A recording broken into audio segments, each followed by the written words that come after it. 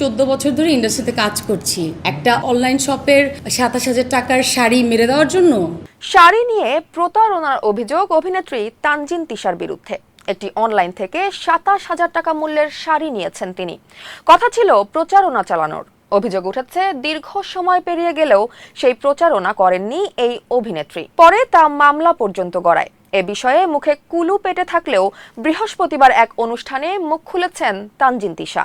অভিনেত্রীর দাবি, মামলার বাদীকে তিনি চেনেন না। এমনকি 27,000 টাকার শাড়ি নিয়ে মামলা হওয়ার কথা শুনে প্রশাসনের ব্যক্তিরাও হেসেছেন বলে জানিয়েছেন তিনি। মামলায় আগামী 13ই আগস্ট অভিনেত্রীকে আদালতে উপস্থিত থাকতে হবে। এ বিষয়ে তিশা বলেন, অবশ্যই আমি আদালতে যাব।